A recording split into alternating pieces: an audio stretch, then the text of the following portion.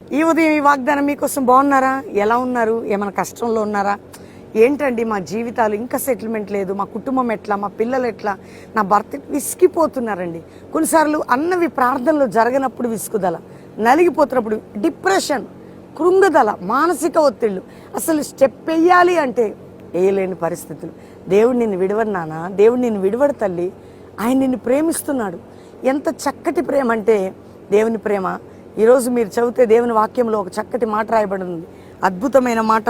మరి లూకాసు వార్త 12వ అధ్యాయం 7వ వచనంలో ఎంత చక్కటి మాట అంటే, మీరు మీ తల వెంట్రుకలు లెక్కింపబడి మీరు అనేక పిచ్చుకల కంటే శ్రేష్ఠులు కారా, భయపడకుడి అంటున్నాడు. భయపడొద్దు నాన్న, నీ తల వెంట్రుకలు ఎవరైనా లెక్క పెట్టగలరండి? ఎవరికైనా ఉందా అది? నీ వెంట్రుకలు లెక్క పెట్టి ఎన్ని ఊడతానే తెలుసు. అంత గొప్ప దేవుడు కదా, అంత రక్షకుడు కదా. నిన్ను విడివడు నాన్న, నీ తోడుంటాడు, నిన్ను విడిపిస్తాడు. భయపడొద్దు, ఆయన కృప నీకు మెండుగా ఉండబోతుంది. ప్రతి బిడ్డని రక్షించయ్యా, విడిపించయ్యా.